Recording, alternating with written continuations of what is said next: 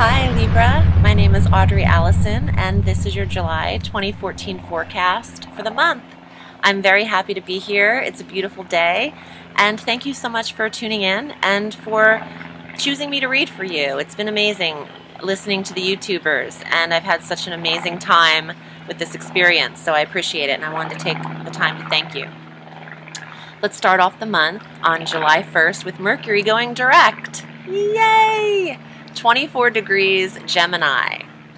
This is affecting your 9th house of higher education, long distance travel, adventure, and maybe even a little philosophical soul searching or religious beliefs. Mercury is the planet of communication, and having him now direct in Gemini means that you're able to discuss these factors more readily, your philosophies. You're getting into conversations about otherworldly places or places you long to travel to, or discussions or learning or study about foreign lands. Be a great time to study abroad if you're a student. On the 12th of July, we have a full moon, 20 degrees Capricorn, in your 4th house of home. So Libra, full moons bring things to an ending, or bring things to an awareness, and the 4th house is your home and your foundation. You could be going through the home and getting rid of anything that doesn't suit you anymore. Eliminating what no longer suits you in the 4th house. That's interesting. Also, you could become aware of things you didn't realize were happening in the home. And it doesn't have to be unsettling. It could just mean that you're learning from this. On the 13th, Mercury moves into Cancer in your 10th house of career and social status or retirement. You could also, Mercury is making a lot of transits this month, out of Gemini into Cancer and then again into Leo. But having him in the 10th house, if you're interested in finding a new career, this is an amazing time to interview on the 13th. You'll have Mercury direct and in the 10th house of career. Mercury making you more able to communicate, coming across as very intellectual, even if you aren't. And, Mercury is the planet of interviews, revising, intellect, study, the mind, talking, expressing yourself, paperwork. So it's a nice transit. And for those of you who aren't working, the 10th house is also your leverage and your social status, your retirement, it's the highest part on the astrological wheel.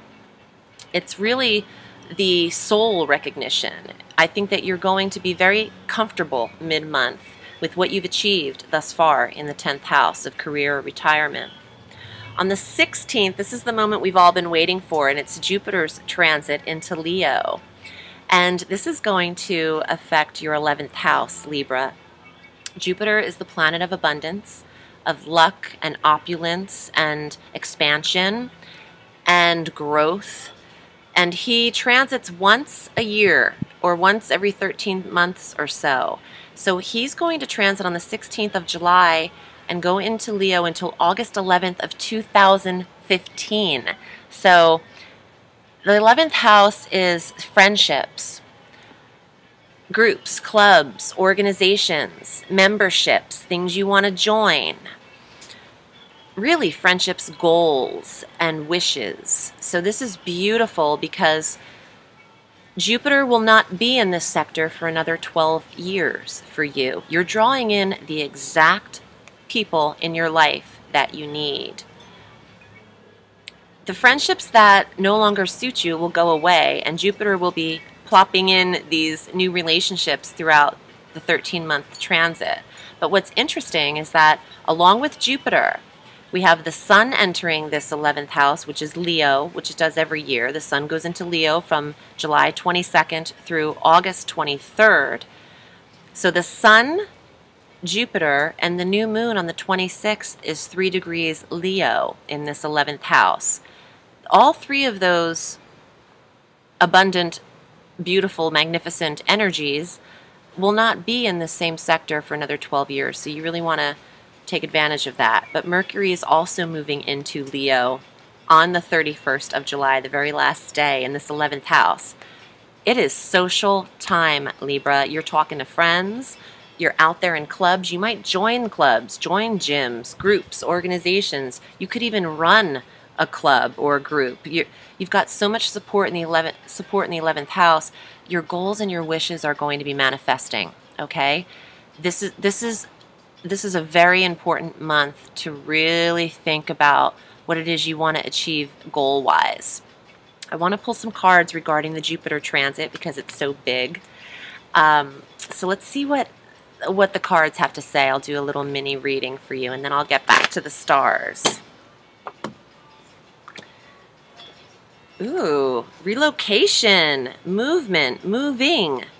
The Knight of Wands or staffs is fire and energy, and this guy likes to keep it moving. Okay, so if Libra, if you're feeling stagnant in any of these areas, in the 4th house of home or the 10th house of career, it's time to keep it moving.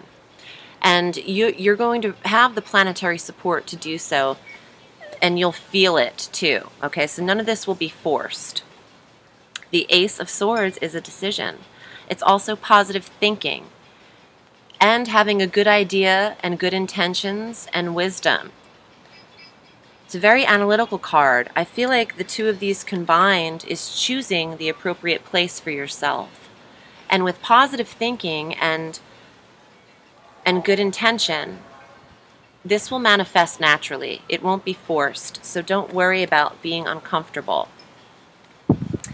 The Chariot, you're being brought to either another destination or something's being brought to you. And the Chariot could be very literal. I pulled this in another sign, Capricorn, I believe, yes. The Chariot could be your actual automobile and your car and the thing in the home with wheels. Now, what I actually don't like is I really just felt car problems. For those Libras who are dealing with any outdated modes of transportation, it's time to step it up. You're going to have support because on the 20th, Saturn goes direct at 16 degrees Scorpio in your 2nd house of money. So, Saturn is the planet of restructure and lessons being learned. He's been direct or retrograde for quite a while, so you might have the resources now to get this new car, to get this new ride, or whatever you're thinking of implementing. I think it might be time. I'll pull one more, the Judgment card, recalling the past, nostalgia, loved ones who have passed. They're not far away from you. You see how the people are coming out of the ground and praising the clouds and the angels in the sky?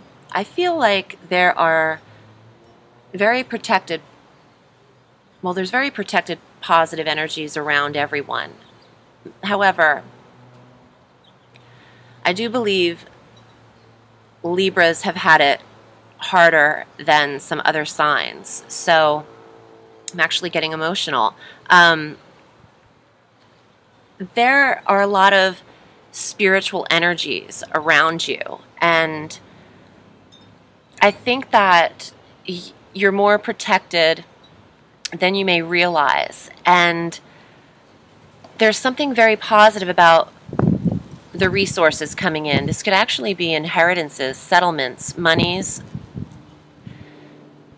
I'm sorry, I'm just like, I'm in one world and out in another. Things could be coming through regarding maybe past loved ones leaving inheritances or monies from people who have passed. Also,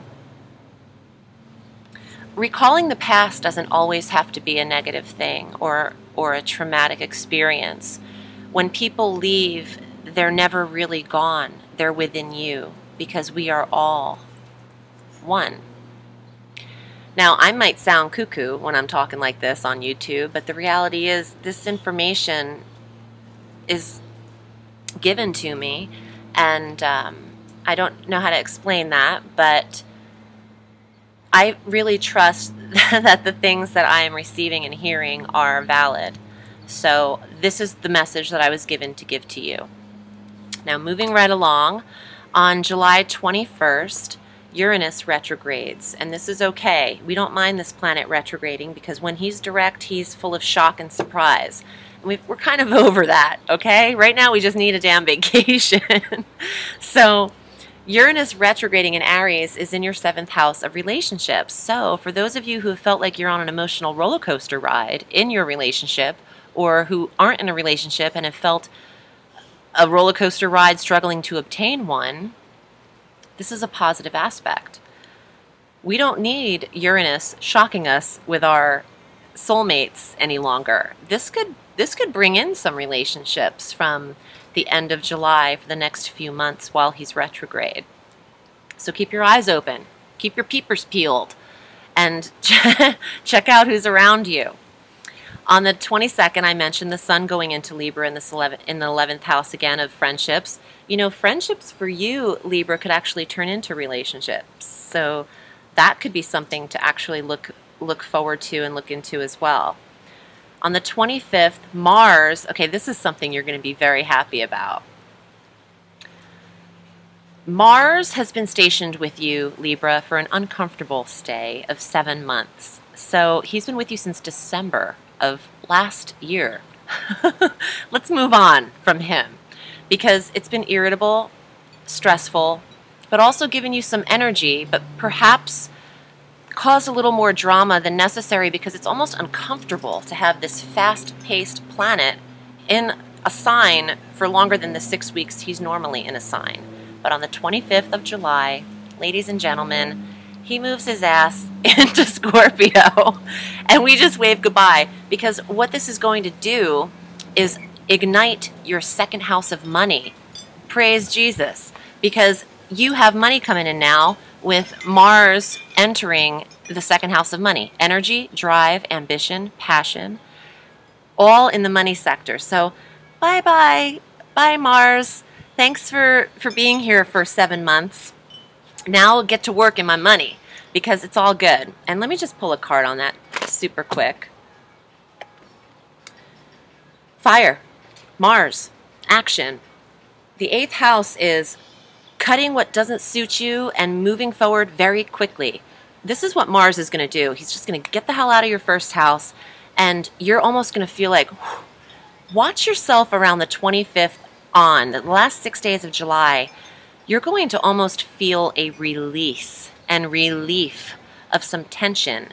Okay, you could have had TMJ develop over the last 7 months that he's been so restrictive and feisty.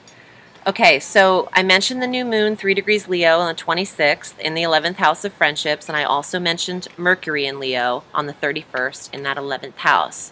So it's a super busy month, but there's reprieve, Libra. There's the balance that you require as a sign.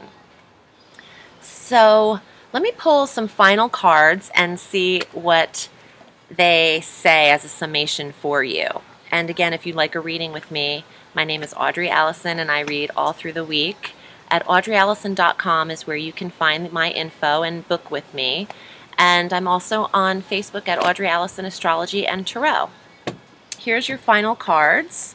Ooh, 3 of Wands, my 2nd favorite card in the deck. This really is about the 9th house when Mercury goes direct, thinking about traveling afar, taking a trip, relaxing, going abroad. But also it's the psychic guidance, the eye on the boat, little tiny eye, is guiding you where you need to be. Such a beautiful card. And the next one is the King of Swords, air sign, Libra. You know, for you female Librans out there who are looking for your king, you might find him. Well, I know you'll find him, but think wisely. Okay, this is the card of clear thinking, communication, Mercury, the air, decisions. I think you might have options. So it's better to have options than to have none at all. All right, Libra, have a beautiful month, and I will see you in August. My name is Audrey Allison, and have a sweet day. Bye.